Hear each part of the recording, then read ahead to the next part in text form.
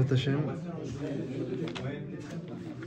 Alors, on arrive maintenant à l'enjeu de la sortie d'Égypte. Comme il dit le Ramban dans la Hakdama de Sefer Shemot, tout le but de la sortie d'Égypte, c'est d'arriver à la Madriga des Avot. Matai, Yagiu Maasai, les Maasai Avotai, Avraham, Yitzhak, Yaakov. Toujours on regarde les Avot et on voit comment ils agissaient et à quel niveau ils étaient. Et ça suffit pas de pas être en Égypte, ça suffit pas d'avoir reçu la Torah et d'appliquer les mitzvot. Les Avot aussi ils étudiaient la Torah et faisaient les mitzvot. Ils avaient les Avot, la Shrina, dans leur maison, dans leur foyer, sur leur tente. Comme c'est marqué que sur l'Oel Sarah il y avait le Hanan, et lorsque elle est Niftera, le Hanan est parti jusqu'à que Rivka est revenue. Donc, dit le Ramban, Trouma Tetzavé Vayakel Pekoudé, c'est mamash la Hashlama de la Géoula. Et la Géoula, ça se termine avec la Shrina. Comme c'est marqué que je suis Hachem qui vous a fait sortir d'Égypte pour mettre ma Shrina sur vous. Et un pasouk, comme ça.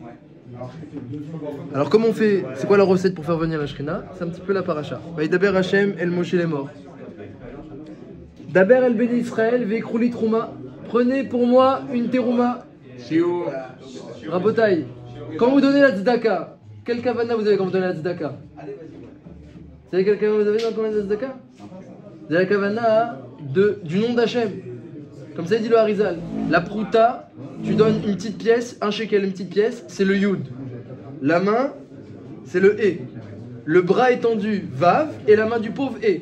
Donc tu te rends compte, tu donnes la tzedaka, il y a le nom d'Hachem, yud, ke, vav, ke. Ça vient ça? La prouta que tu donnes, c'est le yud. La main ouverte, c'est le e. Le bras étendu, vav, et la main du pauvre e, ça fait yud, ke, vav, ke. Alors, à chaque fois que tu donnes la tzedaka, somit kaven au nom d'Hachem. Et dans la paracha de la semaine, on voit aussi Veikrouli, Trouma, que par le Met Kolish Asher Devino Libo, par un élan de cœur, eh bien, il y a eu une Ashrat Ashrina, que Hachem il est venu, il a pu résider. Et tout ça pourquoi? Tout ça parce que les Bnei Israël, ils ont donné de l'or, de l'argent, du pourpre, avec un élan de cœur. Alors, Rachid, il y a quand même une petite condition. Hein. On voit Veikrouli, Aleph, Bet. Voilà. Daber el Ben Israël, Veikrouli Trouma, il dit Rachid, Lilishmi, pour mon nom. Trouma, un prélèvement. Donc chacun il devait aller prendre de son argent, de son or et donner. Et comme le dit le Ramban, et je l'ai cité, que grâce à cela, on arrive au but de la sortie d'Égypte. C'est pas suffisant d'être sorti d'Égypte, d'avoir reçu la Torah. Il faut arriver maintenant à ce que la Shrina, elle soit sur nous. Comme les Avot, ils avaient la Shrina sur eux. Si on a Hachem avec nous, on est tranquille. Excuse-moi d'arriver. Voilà. Alors la question elle est comment on fait, c'est quoi le secret pour faire descendre Hachem? C'est paracha de la semaine, Trouma. Comment on fait pour faire descendre Hachem parmi nous? Veikrouli Teruma. Alors le Midrash il donne plein de solutions. Hein, on a fait parachat Yitro et une Naaseh. La semaine dernière, Parashat Mishpatim, Naaseh Venishma. C'était tout Matan Torah. Maintenant, on arrive à Parashat Trouma, c'est faire un Mishkan. Le Midrash dit, mais quel rapport entre les deux? Je veux dire, quel rapport entre les deux? C'est qu'il est Kartov Natati Lachem. La Torah que je vous ai donnée de la semaine dernière dans Parashat Mishpatim et Parashat Yitro, parce que les deux, vous avez Yitro et Mishpatim, c'est ensemble. C'est Matan Torah, V et les Mishpatim. De même que Yitro c'était au Har Sinaï, de même les Mishpatim c'est au Har Sinaï. Hein, le Rem il dit il y avait avec les effets spéciaux, le feu, les éclairs, le tonnerre, etc. Il y avait aussi les Mishpatim. Le Rem il dit comme ça. Il y avait déjà des effets spéciaux à cette époque-là. En réalité, ils ont copié, ils ont repris. Eux, Hachem il faisait les vrais effets. C'était pas un effet spécial. C'était les vrais effets. Aujourd'hui ils font que c'est l'imitation aujourd'hui. C'est l'imitation. Bon. Alors, Al Kol Panim, c'est marqué, ils voyaient les colottes, ils voyaient le chauffard, d'ailleurs, mais c'était au-dessus des sens. On arrivait à comprendre des choses qui habituellement... on arrivait à entendre des choses qui habituellement se comprennent visuellement, on arrivait à voir des choses qui habituellement s'entendent. Ils voyaient les colottes, ils voyaient le chauffard, et après chaque commandement, il descendait, il embrassait le Ben Israël un par un. Il y avait des effets très très spéciaux là-bas. Et donc, une fois qu'on a eu Matan Torah, dit Hachem, et ben voilà, le but de Matan Torah, enfin le but, l'étape d'après on va dire, c'est que la Shrina, elle soit parmi vous. Le Ramban il dit que le Mishkan, avec la Shrina sur vous, eh bien en fait, c'est, il dit le Ramban Nachidouche, c'est l'entretien du lien qui a été créé à Matan Torah. À Matan Torah, on était en face d'Hachem, et ça s'est très bien passé, on était très heureux d'être avec Hachem, avec la choupa au-dessus de nous. Alors dit maintenant, ben, on a fait la choupa, maintenant il faut faire la maison. Le dénuptial, c'est très bien. Maintenant, il faut retrouver une maison au Khatan et à la Kala. On ne peut pas s'arrêter là. C'est le Mishkan. Le Mishkan, c'est la maison du Khatan et de la Kala. Comme vous avez dit, le Ramban, c'est l'entretien du niveau qu'on avait au Har Sinaï. Avant le Beth Amikdash encore, le Mishkan est encore... Très bonne remarque. On va parler beaucoup de ça. Aujourd'hui, on va beaucoup parler de... Qu'en est-il pour nous? On n'a plus le Mishkan. Et entre le Mishkan et le Beth Amikdash eux-mêmes, qu'est-ce qu'ils faisaient? Comment ils entretenaient ce lien avec Hachem? Parce qu'il y a eu un moment où le Mishkan s'est arrêté et il n'y avait pas encore le Beth Amikdash. Il y a eu une interruption assez longue entre le Mikdash. Voilà, il y a eu Mishkan, je veux dire. Voilà, il y a eu Mishkan Shiloh, il y a eu une période où il n'y avait que des Bamot, ils avaient un misber particulier à chacun. On va parler de ça, de Hachem. Un Kolpanim. J'ai compris pourquoi il fallait un lieu précis, alors que par essence même, la Shrina est partout, elle aurait pu résider. La première question, c'est quoi cette histoire de Mishkan? C'est quoi cette histoire de maison, de Mishkan pour Hachem? Hachem a d'une maison. Alors, le Sforno, il dit que, et dans Rashi c'est machma comme ça aussi, que en réalité, le Mishkan c'est Bediavad. C'est parce qu'on a fait la faute du veau d'or. Maintenant, on n'a plus le mérite d'être tous au niveau, alors on prend un endroit meyouchad. D'après le Sforno et dans Rashi c'est machma comme ça, c'est une conséquence du veau d'or le Mishkan. Mais c'est ça qu'on a, donc on doit lui donner du kavod. Il y en a qui pensent que le Ramban, il pense que non. Que le Mishkan c'était déjà un but en soi, sans parler de la faute du veau d'or. Il y en a qui pensent que non. Comme vous dites, que ça aurait été mieux si on n'avait pas de Mishkan. Si chacun avait son petit Mishkan à la maison. Mais non, on aurait été tous égoïstes. Alors on va essayer de comprendre déjà c'est quoi l'enjeu de ce Mishkan.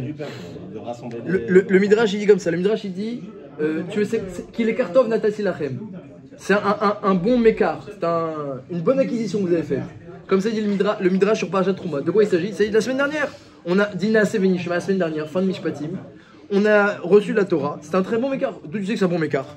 Alors le Midrash il cherche des preuves que les kartov, c'est un bon mécart la Torah. Il cherche des preuves, il dit écoute, regarde, va dans le business. Tu veux savoir un petit peu, vous connaissez, tu veux savoir un petit peu si c'est une bonne affaire. Tu demandes à l'intermédiaire combien il touche comme pourcentage. L'intermédiaire, c'est quoi ton pourcentage? Tu sais pas exactement qu'est-ce qui va être vendu, qu'est-ce qui va être acheté, combien de chiffre d'affaires. Demande à l'intermédiaire quel est son pourcentage. Si tu vois qu'il a un bon pourcentage, tu comprends hein, quel pourrait être le chiffre d'affaires. Comme ça dit le Midrash. Il dit, regarde, Moshe Rabbeinu, il est monté, il est redescendu. Qu'est-ce qu'il avait? Il avait Kikaran or panav. Avec un petit peu d'encre qui restait sur le stylo, sur la plume. Parce que il n'a pas écrit exactement. Il a écrit un Vaikra avec un petit Aleph. Quand Hachem l'a appelé, il n'a pas voulu écrire Vaikra avec un grand Aleph. Il a écrit avec un petit Aleph. Comme ça, on peut lire Vaikar. Parce que Vaikar, ça veut dire Hachem lui est apparu soudainement. Et comme ça, Hachem il apparaît au prophète des nations. Et Vaikra, c'est un appel d'affection. Alors, quand Hachem a dit à Moshe, Vaikra el Moshe, mais le Moed est mort, bientôt le début de Vaikra, il a eu honte, il dit qu'on appelle d'affection. Je préfère écrire comme les prophètes des nations, Vaikar. J'écris Aleph en petit. Alors, il est resté un peu d'encre sur le. L'encre, il lui a jailli au visage, et après, il est descendu, il avait le visage lumineux. Et les gens, ils avaient très peur de Moshe. Et il a dû mettre un masque. Hein, RF Pourim, il a dû mettre un masque. Il gardait tout le temps un masque, toute l'année. Qui c'est qui était déguisé toute l'année? Moshe Rabbeinu. Extraordinaire. Il avait un masque. Quand il voulait enseigner la Torah, il enlevait le masque. Comme ça, on pouvait voir son visage au moment de l'étude de la Torah. Alors le Midrash, il dit, regarde. Lui, c'est quoi? C'est l'intermédiaire. Regarde son taux de commission, regarde son pourcentage. C'est quoi? Son visage est lumineux. Imagine le chiffre d'affaires que tu peux faire avec la Torah. Comme ça, le Midrash, il dit. Autre preuve dans le Midrash, on cherche encore dans Qui a dit que c'est un bon écart qu'on a fait la semaine dernière et la semaine d'avant dans Matan Torah? Qui a dit que c'est une bonne affaire? Qui l'écarte? Pas tout qui dit, mais on veut des preuves. Alors il dit, regarde, c'est marqué Veikrouli. C'est quoi cette histoire Veikrouli? Prenez-moi une trouma. Prenez-moi une trouma. Veikrouli trouma. Alors Rachid dit Lishmi. Faut une bonne intention, parce que si t'as pas une bonne kavana, tu pourras pas faire venir Hachem en bas. Pour faire une maison pour Hachem, il faut des bonnes intentions. puisque finalement l'or il appartient à Hachem, l'argent il appartient à Hachem, le pourpre appartient à Hachem, l'azur appartient à Hachem, qu'est-ce que tu lui donnes finalement? Ton bon cœur, n'est-ce pas? C'est ça que tu lui donnes à Hachem. C'est la seule chose qu'on peut lui donner, c'est le bon cœur. Rahmana li babae, Hachem il veut le cœur. Le reste c'est à lui. Alors Kolpanim, Vikrouli, prenez-moi. Alors l'Ishmi, le Midrash il dit non, Vikrouli c'est-à-dire prenez-moi. Prenez-moi, comment? Il dit regarde, Beder Erklal, tu vas chez un vendeur et tu lui dis je t'achète tel objet, je t'achète tel meuble. Est-ce qu'il te vend que l'objet que tu veux ou il te vend tout le magasin? Est-ce qu'il te vend que l'objet que tu veux ou il se vend lui-même avec l'objet? Alors, Benoak chez Baolam, de façon générale, eh bien, lorsque tu vas dans un magasin acheter, on te vend un objet, un meuble. On ne te vend pas tout. Et en plus, le vendeur ne se vend pas avec. Là, c'est différent, dit le Midrash. Veikrouli, prenez-moi. Ça veut dire quoi? Dit Hachem, si vous prenez ma Torah, je me vends avec elle. Et Maharaya, d'où vous savez? Veikrouli, prenez-moi. Mais deuxième preuve, c'est que la paracha qui est juxtaposée à Matan Torah, c'est quoi? C'est le Mishkan. C'est quoi le Mishkan? Je descends. Qu'est-ce qui se passe? Pourquoi Hachem il descend? Il faut que je descende absolument, je viens habiter avec vous. Mais comment? Bah écoutez, vous avez pris la Torah, vous me prenez avec, il n'y a pas le choix. On peut pas. Vous m'avez acheté avec la Torah. Donc je descends. Quoi. Tu vois bien, tu vois que c'est une bonne affaire. T'as acheté la Torah et t'as reçu Hachem en cadeau. Et le Midrash il donne un machal que c'était un père, un roi qui avait une fille unique. Elle ressemblait au roi dans toutes ses qualités de cœur, dans toutes ses qualités, dans sa beauté, elle ressemblait au roi la fille.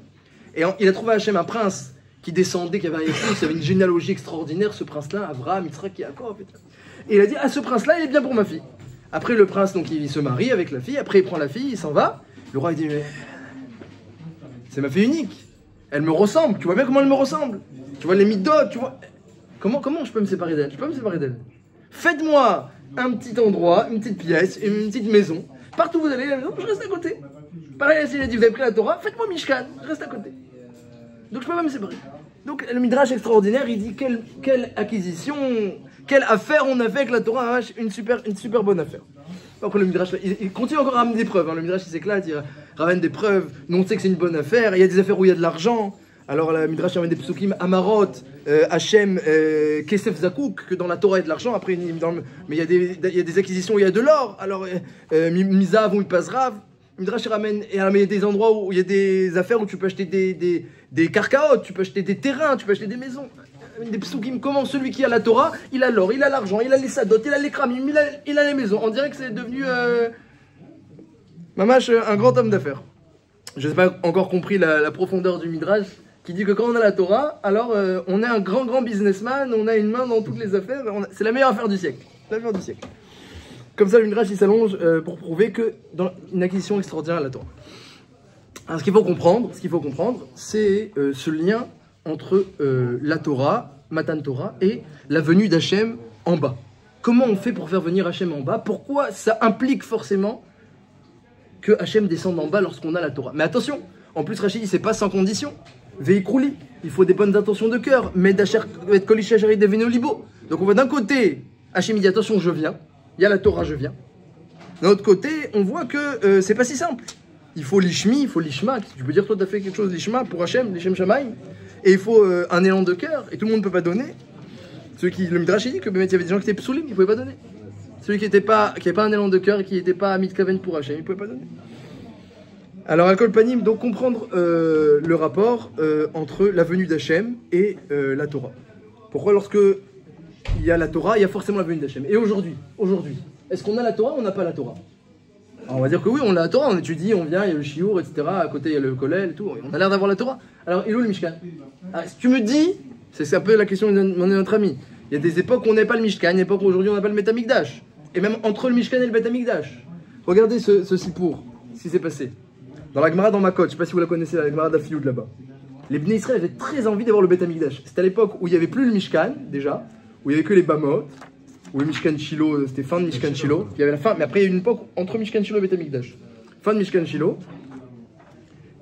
Et début de Bet Amikdash, c'était l'époque de David Améler. On a eu le droit de faire chacun. Alors chacun il avait, voilà, quand il n'y avait pas le Mishkan, on a le droit au Bamot, mais il n'y avait pas le Bet Amikdash. Alors il y a écrit que les Bnei Israël ils se plaignaient, c'est quand qu'on va voir le Bet Amikdash, quand on va voir le Bet Amikdash. Et David Améler, il n'a pas eu le reshoot de construire le Bet Amikdash lui-même, parce qu'il a fait la guerre. Le Bet Amikdash c'est un endroit de paix. un droit de paix, c'est que quelqu'un qui n'a pas du sang sur les mains qui peut le construire. Donc Hachem il a dit à David, toi tu construis pas. Donc, il a préparé tout ce qu'il a pu, le terrain, les fondations, mais il n'a pas eu le droit de construire.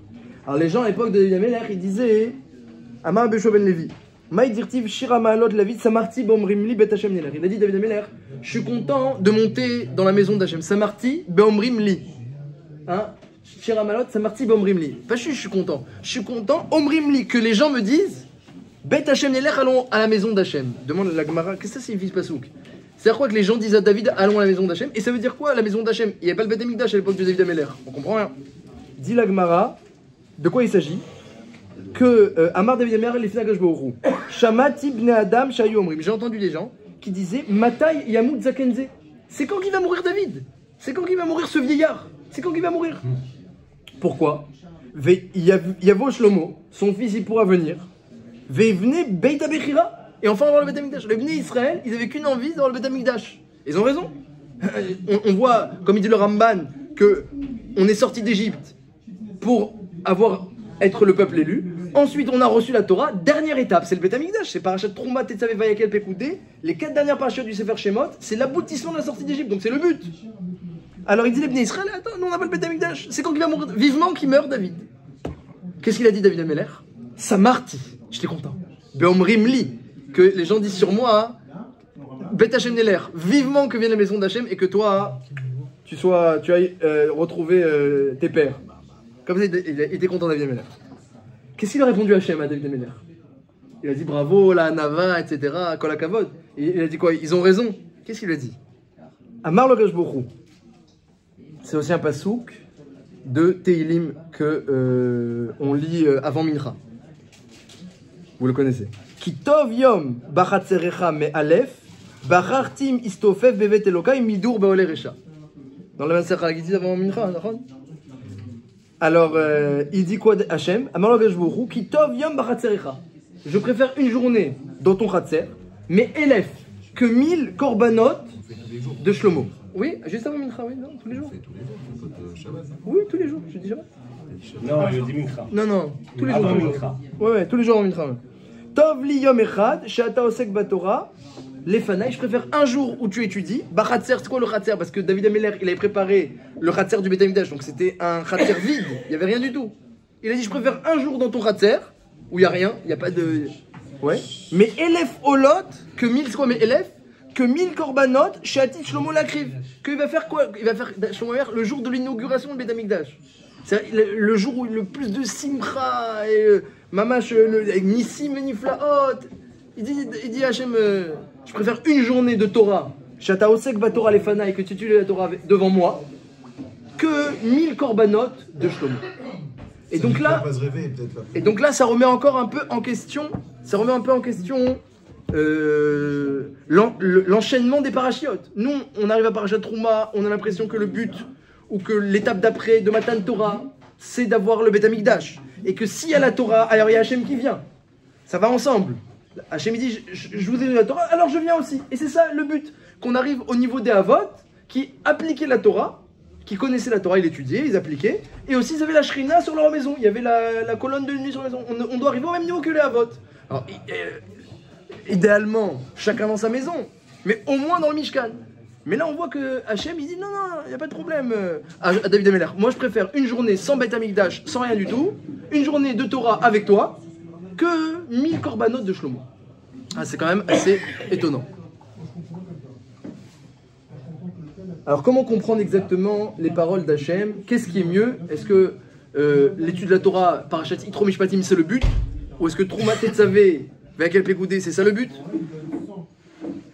Comment comprendre un petit peu ce qui se passe ici? D'un côté, on a l'impression qu'on doit arriver à la venue d'Hachem. D'un autre côté, on voit que Hachem il dit non, David, toi t'es encore mieux que Shlomo. Et même nous aujourd'hui, on a demandé, on n'a plus le Mishkan, on n'a plus le Beth Amikdash, on a quand même la Torah, on a l'impression qu'on a la Torah. Elle est un Shura Torah, on a la Torah. On n'a pas la Torah du Beth Amikdash de l'époque, mais on a quand même la Torah. Alors est-ce qu'elle vaut quelque chose notre Torah sans le Mishkan? Ou pas? Ça, c'est un petit peu l'ambiguïté qui se pose ici, dans la question. Donc comment on fait venir Hachem? Ça c'est la question. Ça, dans Rashi il y a marqué un élan de cœur, l'ishmi. Kavan Hashem Shamaim, grâce à l'étude de la Torah apparemment, puisqu'on a reçu la Torah, on reçoit Hashem, comment on fait venir? Et est-ce que c'est indispensable finalement de faire venir Hashem? Ou est-ce que non? On peut être comme David Ameller, avoir un matzav, on a la Torah et c'est suffisant. C'est mieux, tu dis. Alors c'est mieux, alors David Ameller, et en plus c'est mieux. C'est mieux. Bravo, c'est mieux. C'est comme nous actuellement. C'est mieux, et comme nous actuellement. Alors qu'est-ce qui est mieux? Alors déjà, comment ça marche cette histoire que la Torah, tu l'achètes, t'achètes le vendeur, Hachem il vient, faites-moi une maison, je peux pas me séparer d'elle. C'est quoi cette histoire, je peux pas me séparer d'elle? C'est un joli machal, mais un père parce qu'il aime sa fille. Alors c'est quoi, je peux pas me séparer de la Torah? Hachem il est partout de toute façon, c'est à quoi il veut pas se séparer de la Torah? C'est lui qui dirige tout, il est partout. Pourquoi il faut absolument lui faire une maison et qu'il descende? Alors le Ramban il répond un petit peu à cette interrogation. Il y a un Ramban très connu, c'est Akdama à la Torah. Introduction du Ramban sur le Chumash. Le Ramban il demande qu'est-ce que c'est exactement cette Torah divine. On sait que la Torah elle est divine, elle est d'Hachem. Qu'est-ce que c'est exactement cette Torah? Dans le Zohar c'est marqué que des choses très très élevées, que la racine de la Torah elle est encore plus haute que tous les mondes. Il y a marqué là-bas dans le Zohar, il parle un pasouk Vene Elma me Enikol Chai. La Torah est Ne'elma, elle est elle disparaît, elle est invisible pour les yeux de tout homme, ou Me'of Hashamaim et de tous les oiseaux. Zohar il dit c'est quoi tous les oiseaux? Évidemment les oiseaux ils regardent pas la Torah. Vous savez même pas ce que c'est. Non, ça parle Of Hashamaim, c'est les malachim. Les malachim Yofefim qui volent. Alors c'est marqué dans le Zohar que même les malachim ils essayent de percevoir la Torah, ils n'arrivent pas. Parce qu'elle est beaucoup au-dessus d'eux. Elle est au-dessus, il dit, le Harizal, il dit c'est Mishoresh Olama Atzilut. C'est en haut du Olama Atzilut. Les malachim, eux, ils n'ont même pas le droit de rentrer dans le Olama Atzilut. Maximum, Olama Bria, maximum. Le monde d'après Olama Atzilut, au Shoresh Olama Atzilut, il y a la Torah. Au-dessus qui s'accavote. Donc les malachim, ils n'arrivent pas. Le Yesod du Rosh Havoda, il dit que lorsqu'un malach, il veut comprendre même une halakha, Adasov, il peut pas, il n'arrive pas, personne, c'est trop profond pour les malachim la Torah. On dit que Rabbi Shimon, enfin ceux qui ont été dans le Pardes, c'est dans quel monde qu'ils Je sais pas les 4 où ils sont rentrés, je sais pas où ils sont rentrés. Dans Chagiga, il faut voir dans Chagiga les Mefarshim là-bas. Mais là en tout cas c'est marqué que les malachim, Tsa'aku Chutza, c'est un pasouk, un malachim Tsa'aku Chutza, ils crient à l'extérieur. Les malachim, c'est quoi que la Torah est très profonde et eux ils sont à l'extérieur. Les malachim sont très très élevés. Beaucoup plus que nous, ils n'ont pas de corps matériel et ils n'ont pas de Yetzirara, ils sont très élevés, mais ils sont à l'extérieur. Chutza, comme ça dit le Navi. Alors que nous, on est matériel, on a Yetzirara, on est tout en bas, au fin fond de la matière, mais on a un kesher avec ce qui est pnimi, ce qui est intérieur, grâce au cœur et grâce à la Torah aussi qui est très très pnimi, on a un kesher avec ça. Donc on a une Torah qui est dont la racine elle est très très élevée, elle est très profonde. Et le Raman il dit qu'est-ce que c'est exactement cette Torah? Alors il dit le Raman dit Nireli. Que la Torah à la base, c'était des lettres d'un feu noir écrit sur un feu blanc. À la base, en haut, des lettres écrites. Mais toutes les lettres étaient collées, sans aucune séparation. Sans aucune séparation. Et c'est intéressant que le Mabit, le Bet Elohim, écrit pareil, sans aucun lien avec le Ramban. Les deux ont eu la même Havana des choses. Il y avait un feu noir écrit sur un feu blanc.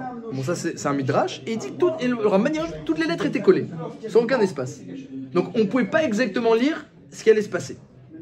Dans la Torah, dans la création du monde, dans la Torah. Tout était collé. Et Akadosh Baruch Hu, ensuite, au fur et à mesure où il a créé les mondes inférieurs et où il a créé l'histoire du monde et du clan d'Israël, il a décollé les lettres d'une certaine manière. Et il aurait pu les décoller de 100 000 autres manières. Et raconter d'autres choses. Et pour les malachim d'ailleurs, lorsque les malachim ils ont accès à la Torah, ils n'ont pas accès au même découpage. Il y a un midrash qui dit, si tu savais lire un autre découpage de la Torah, il y a un midrash kazé, alors par ta bouche tu ressusciterais les morts. C'est-à-dire que Hachem il nous sépare les lettres pour qu'elles soient lisibles humainement, mais si tu les sépares autrement, tu peux faire des prodiges. Comme ça il y a un midrash qui dit, comme ça le Ramban y ramène. Midrash Teilim. Il malénir tevu parashiot shel Torah à la Seder. Si tu lis les parashiot à la Seder, selon un ordre, le Midrash ne dit pas quel ordre. Kol mi shayakoreba ayam echayim etin ve'ose moftim. Midrash Teilim. Donc, dit le Ramban, la Torah, elle prend une forme humaine. mais elle est très profonde. Le Zohar, d'ailleurs, Rabbi Shimon écrit dans le Zohar, il dit voy, malheur à ceux qui disent la Torah c'est des histoires sur Abraham et Yitzhak et Jacob, la Torah c'est des machalim, etc. Il dit non, la Torah c'est des. Il n'y a pas un mot de Torah, il n'y a pas un pasouk qui n'est pas très très profond. Une fois le Gaon de Vilna, il a fait un rêve sur un pasouk des plus. Qui a l'air de rien, un massa des Israël qui ont voyagé de tel endroit à tel endroit. Il a fait un rêve, il a eu 24 000 pirouchim de ce pasouk-là, dans son rêve. Donc il y a une profondeur extraordinaire. Le Ramchal, il dit que la Torah ressemble à une braise, où il y a le feu, il est à l'intérieur, il est très profond, et tu retournes et ça te réchauffe, et ça te donne du feu, et la braise, elle t'aide, tu retournes et tu la retournes, mais il y a une profondeur inouïe, parce qu'en réalité, plus tu vas profond dans la Torah, plus tu es lié à la racine de la Torah qui est très très élevée. Donc le but de la Torah, c'est de poser les questions de la Aforba va Aforba des Kolaba. Vous connaissez la signification Ben Bag Omer, hein, comme dans la chanson. Aforba va Aforba des Kolaba. Retourne là, tout est dedans. Il y a tout dedans. Tu peux rien trouver qui n'est pas dedans. Hein, c'est connu, le Harizal, il dit tu peux trouver ton nom, ton prénom, où tu habites, combien d'enfants tu vas avoir, qu'est-ce que tu vas faire dans la vie, quel est ton rôle, etc. Tu peux tout trouver. Ouais.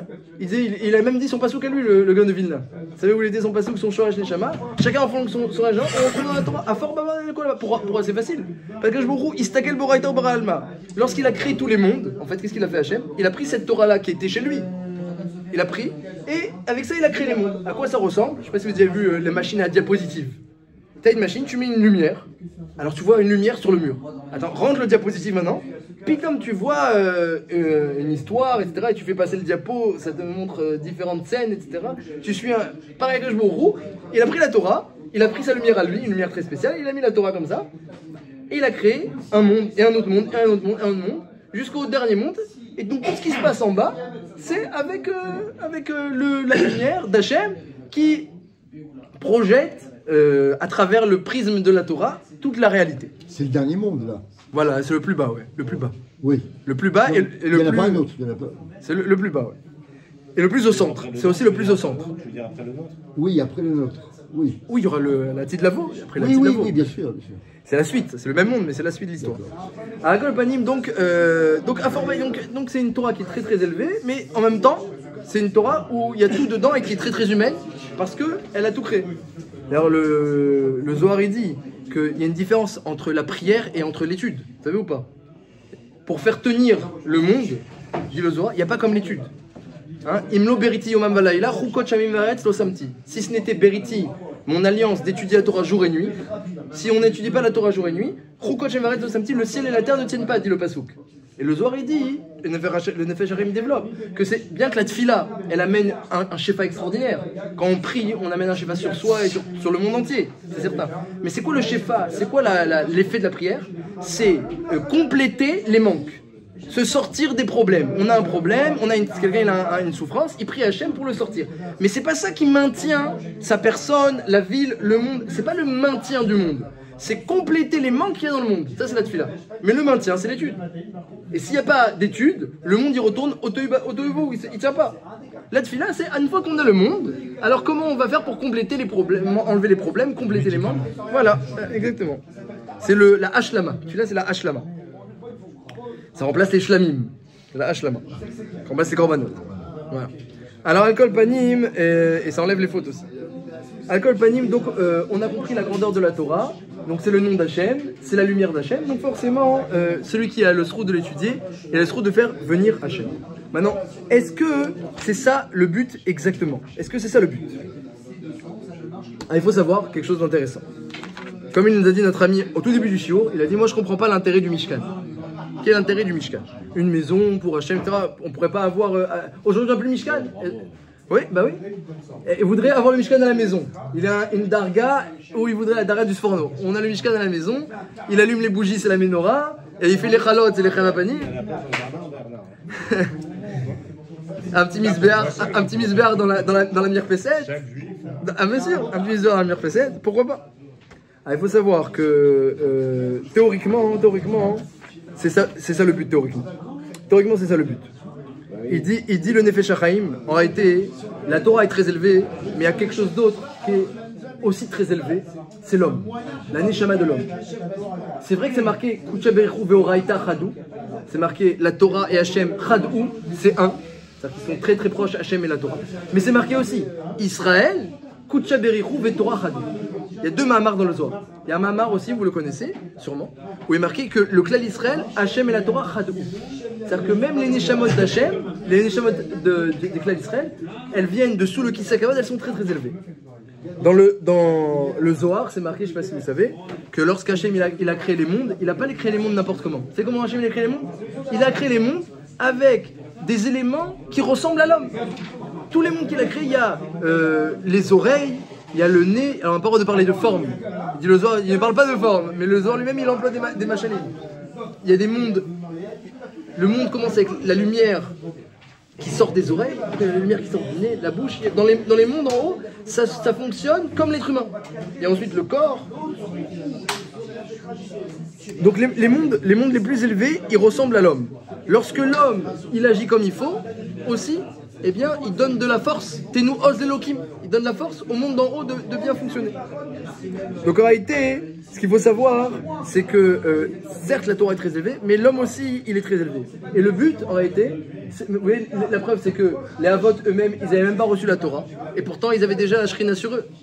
Il y a un Eliyahu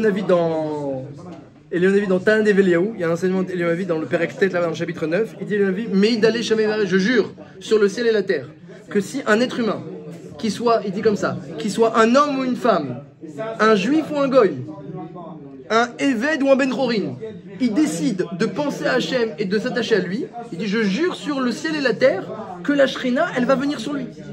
Yosef Hatzadik, il n'avait pas encore reçu la Torah. Et pourtant, Vayar Adonav qui Hachem ito.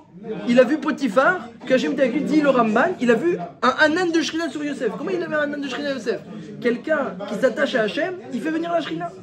Donc c'est vrai que la Torah est très élevée et ça c'est notre chance, que n'importe quelle personne, n'importe quel juif qui étudie la Torah, il va lire les mots du Chumash, lire les mots de la Gemara, et surtout s'il pose les questions, il a en profondeur, il va faire venir Hachem en bas, c'est certain. Mais en réalité, l'être humain, naturellement, il peut faire venir Hachem s'il s'attache à lui. Donc il y a plusieurs manières de faire venir Hachem sur terre. Il y a par la Torah, et il y a l'homme lui-même, par son attachement avec Hachem. Si un homme il pense beaucoup à Hachem et il le ressemble, tu penses à lui, tu le ressembles, tu t'attaches à lui, tu le ressembles, tu penses à lui, et tu t'éloignes des bêtises de ce monde-ci. Comme il dit le Ramchal, vous connaissez le Messiah Yesharim. Le Messiah Yesharim dit comme ça. Il dit dans le Pérec, à la fin de Messiah Yesharim, il dit donc Doucha. Il dit le Messiah Yesharim.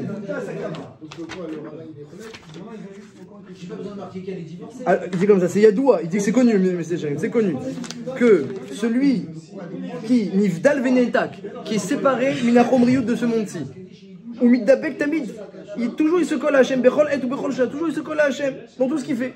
Quand il fait quelque chose, c'est pour Hachem. Quand il pense à quelque chose, c'est une pensée pour Hachem. Alors, Basaf Akash Baruch Hu, Mashre Shrina Alav. Hachem il vient sur lui, tu le vois pas, c'est Hachem vient sur lui.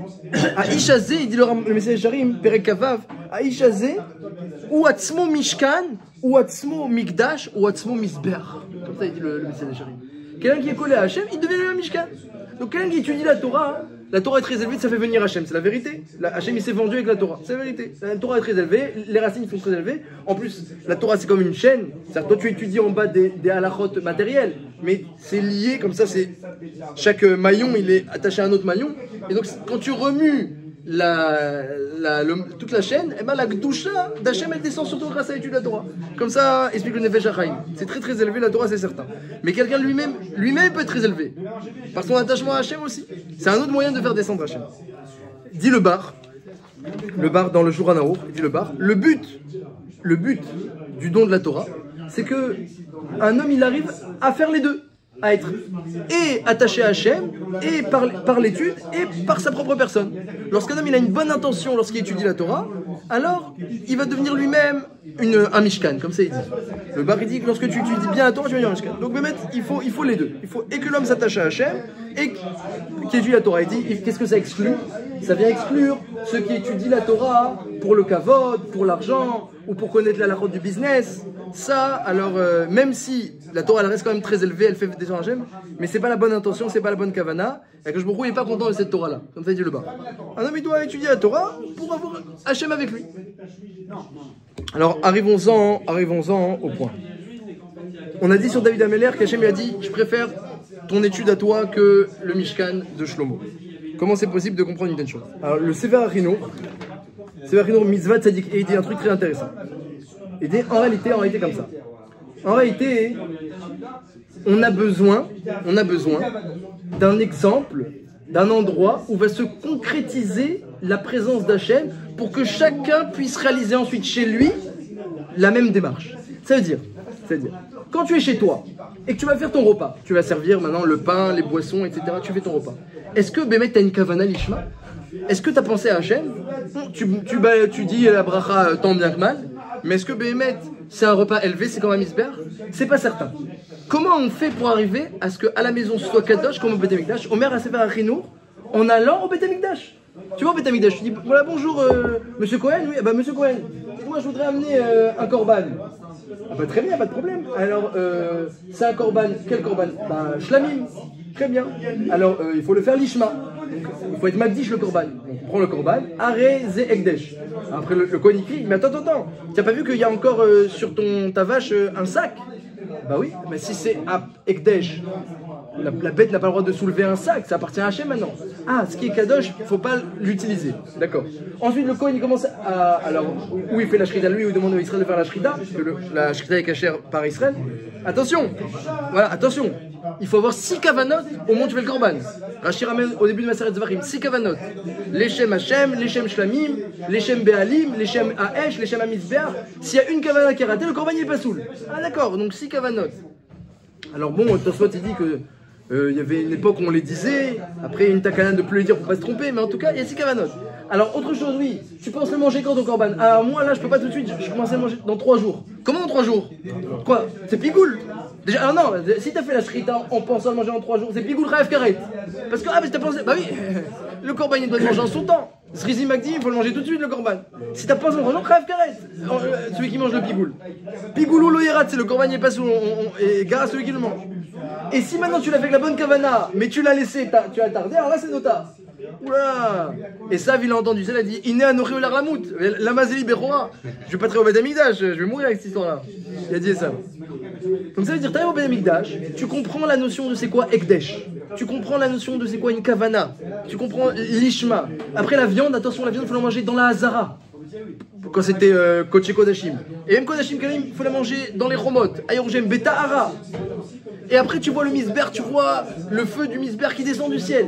Tu commences à comprendre que les animaux n'ont pas été créés pour rien, la farine n'a pas été créée pour rien, le sel n'a pas été créé pour rien. Tu commences à comprendre l'intérêt de chaque élément et comment tous se mettent au service d'Akadosh Baruch Hu. Tu arrives au Beth Amikdash, tu comprends c'est quoi l'ishma, c'est quoi la bonne intention, c'est quoi l'élan de cœur, c'est quoi la proximité avec Hachem. Ensuite quand tu rentres chez toi et tu vas manger à la maison, non, tu ne vas plus manger, on ne va pas que tu rentres à la maison avec les corbanotes. Tu reviens avec Ivan Shmuel, en dehors des chomot de Yerushalayim. Tu vas manger du choulin. Tu dis attention, on va se mettre à table. Attends. On va se mettre à table doucement. Et on s'assoit, on réfléchit. Pourquoi on mange? Pour qui on mange? Qu'est-ce qu'on va faire? Attends, quel bracha on va faire? Quel bracha on va... Eh bien, Nachayami, le Messiah des Jérémie dit que la première étape dans l'élévation pour vers Hachem, c'est de ne pas manger. C'est la première étape. Et ça veut dire... La gashmiout, je suis séparé. Je suis séparé. La première étape, c'est d'être séparé. C'est quelqu'un qui dit c'est gashmiout, j'ai pas besoin. Je suis séparé, je suis à ce qu'il faut le minimum. Le gars de Vilna, il mangeait un kazaït de pain qu'il avalait sans mâcher. Il mangeait par jour un kazaït ou 2, je ne me rappelle plus, de pain qu'il avalait sans mâcher pour ne pas profiter de ce monde-ci. Ça, c'est la première étape. Deuxième étape, c'est que tu manges ensuite la viande, du vin et tout. Mais ça, c'est quand tu es au niveau d'être toi-même un misbeach ou un mishkan. On ne peut pas arriver directement à prendre un super bon repas de Shabbat et le manger les Shem Shamaïm. Il y a une étape, d'abord on doit d'abord être imperméable. La matière, ça fait ni chaud ni froid. C'est pour Hachem. Comme quand tu viens, tu mets les tefilines. Tu sens un yitzhara extraordinaire, ouais. Et que tu ne sens rien, tu mets les tefilines. Pour Hachem, tu mets les tefilines pour Hachem. Avec un élan de cœur pour la Kedusha. Et ben il y a un matzav où tu rentres à la maison, tu demandes de la viande bien grasse et du vin pour Hachem. Ça c'est le but. Mais il faut un exemple. Alors dit le Sefer Achinu, c'est ça le but du Beit HaMikdash. Le but du Beit HaMikdash, c'est d'avoir un exemple, un témoin, un exemple, un nisayon, où on voit comment ça se passe le service d'Hachem. Et en réalité, après, quand tu arrives à la maison, le but, c'est que maintenant, toi, par ta Torah, par ta Neshama, qui est très élevée, et par ta situation, tu arrives encore à avoir une avodat d'Hachem. La même avodat d'Hachem au Beit HaMikdash, je l'ai à la maison. C'est le but.